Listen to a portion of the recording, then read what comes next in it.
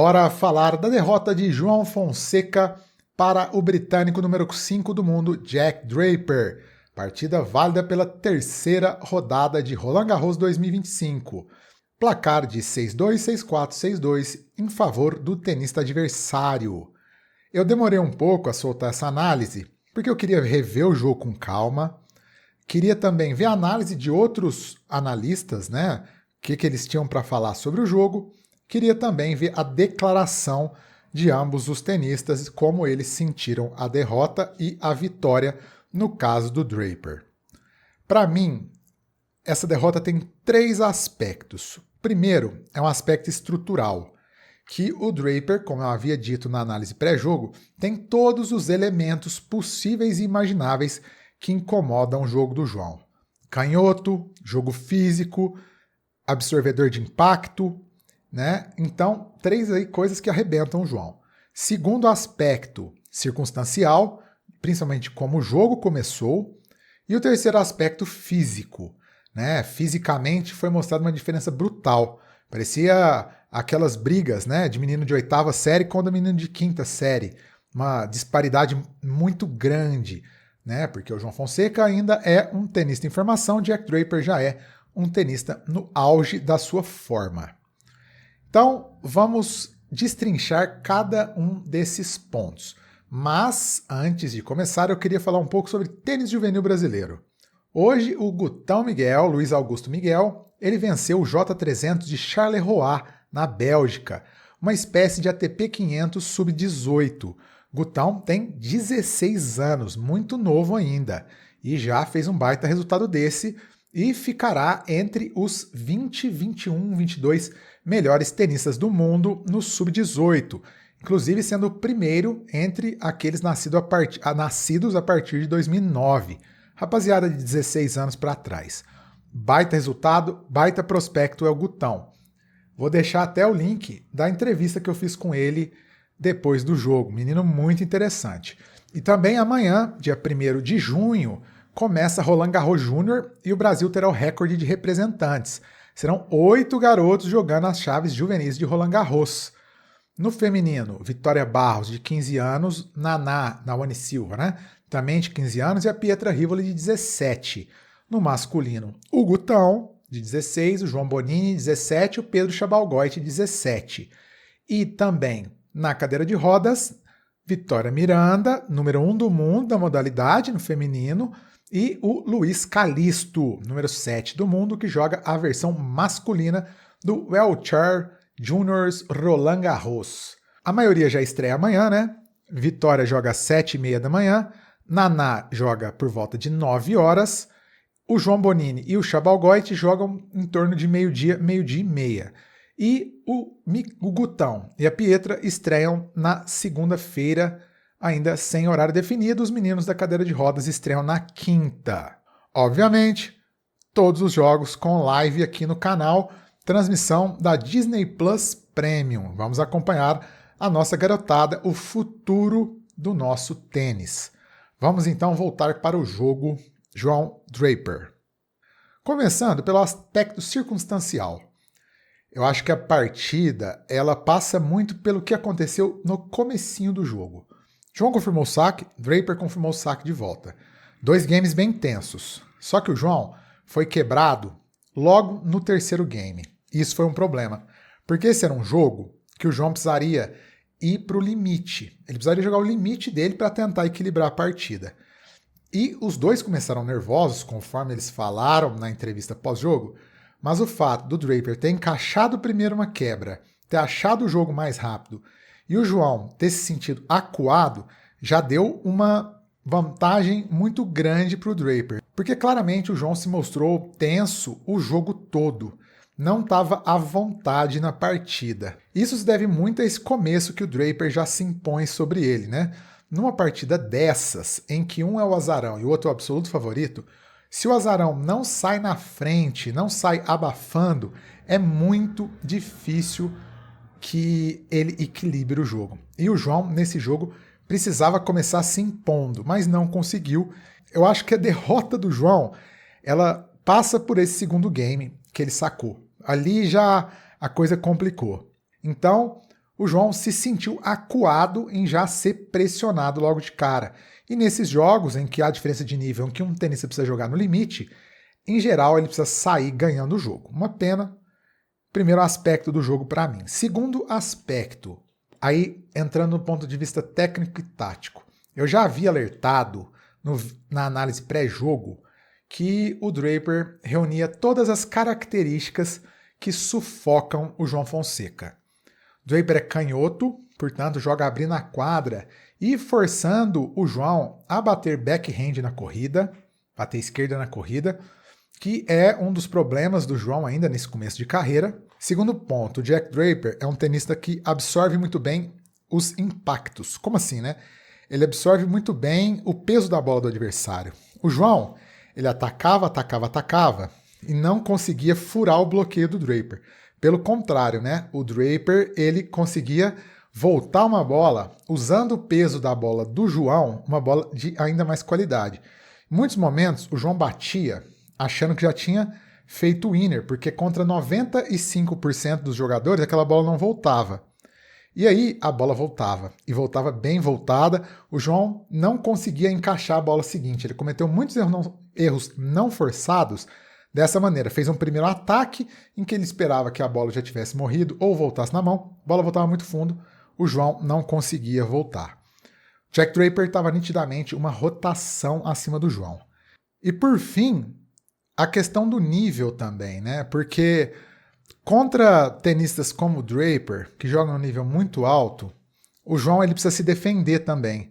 E ele se defende bem contra tenistas como o Hurkacz, como o Pierre Herbert, sei lá o quê. Ele consegue se virar na defesa. Já contra o Draper, ele não conseguiu, porque as coisas ali estavam muito brutais. Foi um desafio muito brutal para o João Fonseca. Terceiro aspecto do jogo, para mim, é a questão física, o desafio físico. O João, ele ainda não está preparado para encarar um desafio físico contra o Draper. Contra um tenista como o Draper, que para mim, junto com o Alcaraz, é o tenista com o melhor preparo físico, que tem mais, melhor dizendo, que tem mais imposição física. O que é imposição física, né? Ele consegue jogar numa intensidade extremamente alta todos os pontos e o jogo inteiro. E é esse o ponto que separa o João ainda de estar no topo. O João é muito novo, claro, mas na análise fria é um pouco isso que separa. Porque enquanto o Draper conseguia ali trocar 4, 5, 6 pancadas muito fortes, o João ele ainda não consegue. Ele vai perdendo a intensidade de acordo com o ponto. O João está adquirindo uma resistência legal, mas o que eu digo aqui é força bruta. Né? Aquela força para você pisar no chão e conseguir transferir o peso para a bola quando vem uma bola muito rápida. É a velocidade de pernas, a explosão física para chegar numa bola muito rápida, conseguir firmar no chão e conseguir rebater uma bola ainda mais pesada, como é o que o Jack Draper faz. É, por exemplo, entre um ponto e outro, conseguir manter uma intensidade alta, conseguir trocar 5, 6, 7 bolas muito pesadas sem errar. Isso é muito físico. Muita gente fala, faltou paciência. Não acho que seja paciência, eu acho que faltou essa questão mesmo. Foi um atropelo físico e de nível.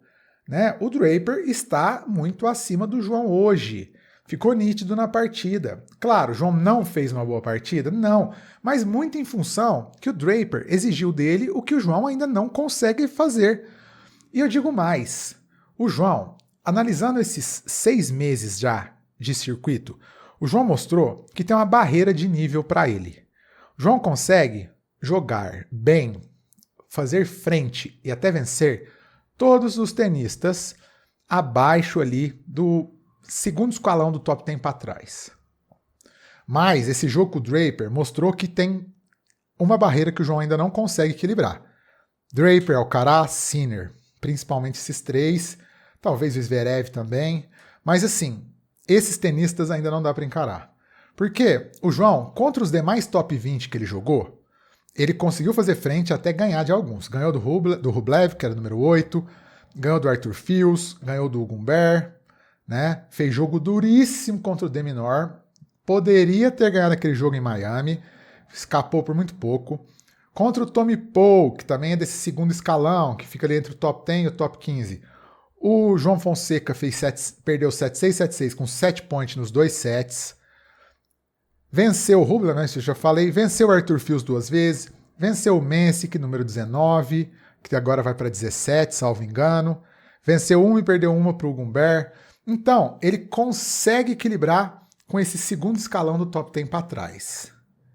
Mas a elite da elite do tênis ainda não dá para o João. Não dá. E, assim, vamos combinar. É uma perspectiva muito boa.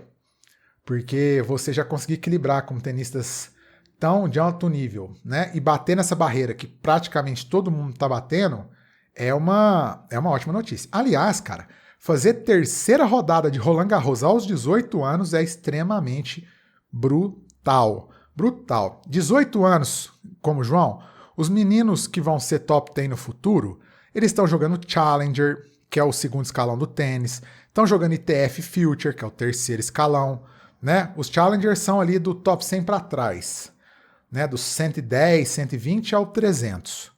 E os Futures, os ITFs, são do 300 para trás do ranking. Esse é o normal de um bom tenista de 18 anos. O João, ele está vencendo rodada em Grand Slam. Ele já ganhou uma rodada na Australian Open, 2 rodadas em Roland Garros. Ganhou rodada em Master 1000, ganhou ATP. Então, gente, assim, o João, a gente está falando de uma coisa muito grande. Uma coisa muito grande, assim. A gente analisar o que o João perdeu para um top 5 num Grand Slam já fala de muita coisa. Eu acho que é isso. Né? O João é um prospecto absurdo, a gente precisa afirmar isso porque tem gente que às vezes não consegue assimilar isso, porque vê o jogo, vê ele sendo atropelado pelo número 5 do mundo, não consegue fazer essa associação. E aí eu vou trazer alguns números colhidos pelo Mário Albuquerque, meu seguidor lá no Twitter, que trabalha muito com essa questão de estatísticas, sobre aproveitamento em torneios de primeira linha, né, ATP e Grand Slam, de alguns tenistas em comparação com o João, para vocês verem o patamar alto que ele está. 18 anos e 9 meses. Qual era o percentual de vitória de alguns tenistas nessa idade? Ó. Alcaraz, 59 jogos, 40 vitórias, 19 derrotas, 67,8% de aproveitamento. Nadal, 18 anos e 9 meses, ele tinha 102 jogos, 67 vitórias, 35 derrotas, 65,7% de aproveitamento. Na terceira posição já vem o João Fonseca, 40 jogos, 24 vitórias e 16 derrotas, 60% de aproveitamento. Em quinto lugar vem o Andy Murray, 39 jogos, praticamente a mesma quantidade do João, 23 vitórias e 16 derrotas, 58,9%. Djokovic tinha 37 jogos, 20 vitórias, 17 derrotas, 54,1%. Jannik Sinner, nessa idade, tinha 30 jogos, 15 vitórias e 15 derrotas, 50%.